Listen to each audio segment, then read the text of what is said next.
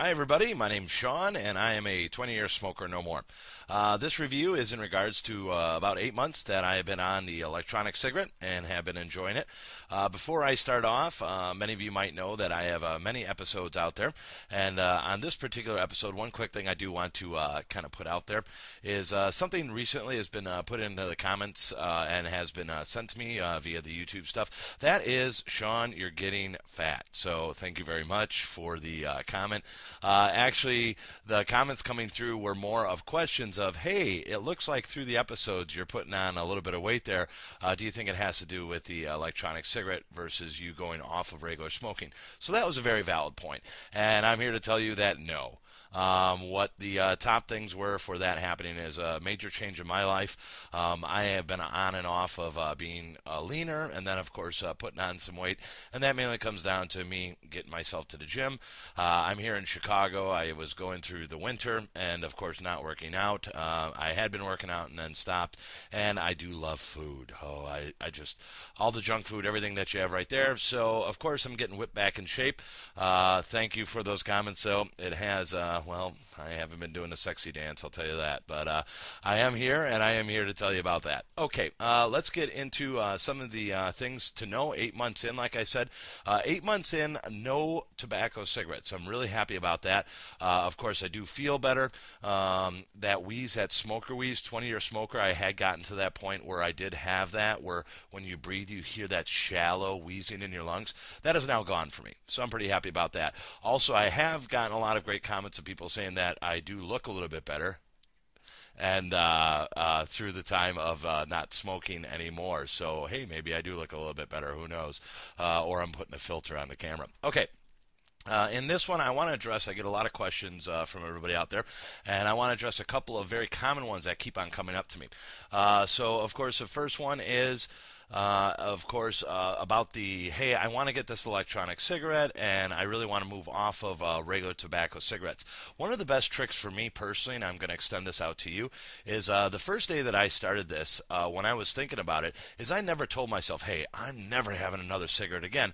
All I did was I said, hey, you know, if I have a cigarette in the morning, if I have a cigarette at night, whatever it is, if this can, you know, really bring down how many cigarettes that I have, then that'll be good to go. As it turned out for me, I got really lucky, and from the gate, I was good to go. I have talked with a lot of people where, of course, they slowly wean down. They'll have a cigarette at night, a cigarette in the morning.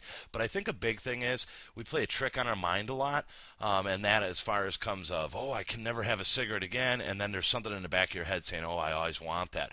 I haven't had that difficulty, but it is a good thing out there to put. All right, so another very top question I get is, how many drags as far as one of these electronic cigarettes versus a regular cigarette. There is a little bit of changes that will happen when you start electronic cigarettes versus regular cigarettes.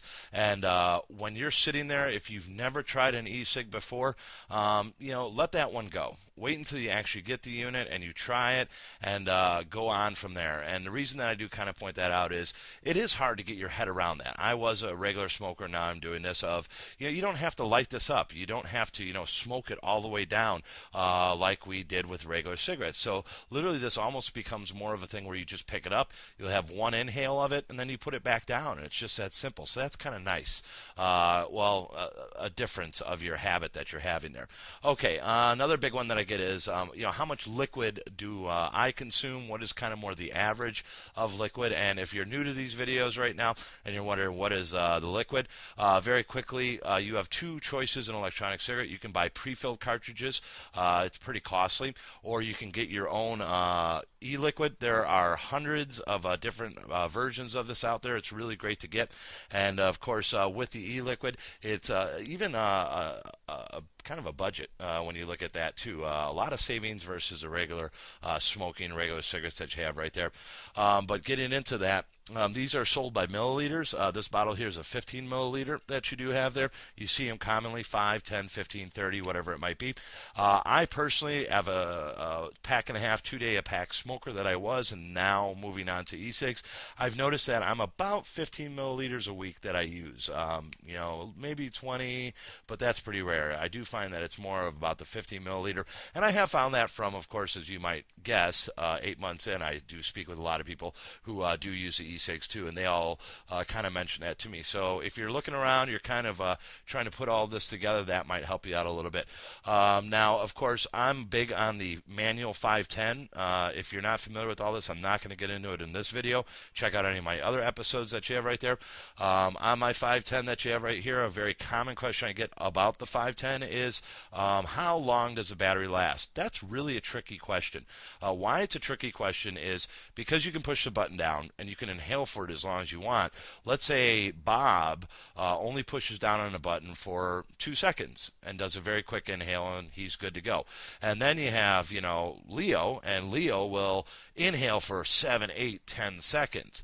Well, you can see somebody who inhales for 10 seconds and somebody inhales for 2 seconds, that your time and your difference of the depletion of your battery is going to differ greatly. So it is very difficult to tell you how long that this is actually going to last. I know a lot of sites might tell you that. It's really a touch and go thing for you. I know some people who will have several hours on one of these, and that is a light smoker. That's somebody who's not they're not pushing down on a lot. I know of very heavy smokers. I know of the whole going out to the bar phantom that you have out there, where these things might only last for a half an hour. Who knows?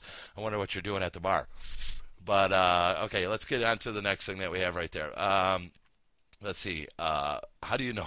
How do you know when to stop? I get that question quite a bit. It's pretty simple. I mean, I understand that with a regular cigarette, you're inhaling. It's kind of a natural thing. You'll pick it up, you'll inhale on it, and then you'll put it down when you want to. For me, I'll have 3, 4 inhales. I hear that's pretty much about the same. Another one, burnt taste. I get a burnt taste. Now, there's two versions and 2 ways you get a burnt taste with an electronic cigarette. The first one is very common. When you're first starting off with an electronic cigarette, you don't know when to replace your cartridge or when to refill your cartridge with more liquid. If it is a pre-filled cartridge, when to change it over. When a good time is of course when the change, the sensation of what you're getting. When you were first inhaling when it was completely full, and now you're noticing that there's a difference in the taste. That, of course, is a depletion of the liquid, and that is where you're going to get more of a different taste. Some people do report it as more of a metallic. Now, there is another portion of that, and that is I get a metallic taste right out of the bat as soon as I got my cigarette. And the problem lays in your atomizer. It has been something that has reported on these, and it just simply means you have a bad atomizer. If you're going through a good supplier, they should replace it for you, like a lickety split, and handle that right there for you. But those are the 2 things that you have right there. Going into what I was just talking about as far as the liquid goes, that's another thing that I did this myself when I first started, and I have a lot of other people who do ask me this question, and they say, hey, I'm thinking of filling up 5 cartridges before I go out and start my day. And that makes sense. That is a very valid and very intelligent way to do that. But more commonly, what really happens in real life, me doing this 8 months now, I'm here to tell you that you're going to do what's called topping off. And that is, of course, if you're buying your own liquid, which is, of course, is a cheaper way to do it. And what it is topping off is you're quickly going to learn that when your cartridge is completely full, that is when you're going to get the best sensation, the best flavoring, the best throat sensation, also called a throat hit, when you're actually using this. That does, of course, once you go down on the liquid, just 10%. The liquid's only at 90%. There is a slight change in the way that the e-cig actually feels to you. So a lot of people will top off. I compare it to kind of like when you're going to light a cigarette. Right? You take the lighter out and you do that. It's the very same thing. It's very easy to do. You open it up. You'll take your bottle. Like this is a little traveler bottle that I actually use. It's a little bit smaller than a 15 ml to keep in my pocket and such. You'll drip it in there, and we're talking 2 drops to top it off. That's about it. So it's very common, very quick. So think of it that way. You'll fill up your cartridge, and then you'll have a little bottle with you, and you'll just top it off throughout the day. That's usually what the common practice is in the e-cig community. All right, so that tells you about that. I like to report there. During this time, I did have a tan, and then it went away, and I had the fortunate chance this winter to get away for 1 week, and I went down to Mexico. And during that time, I was kind of freaked out. Now I've been on the e-cig for quite a while. I knew I was going through TSA.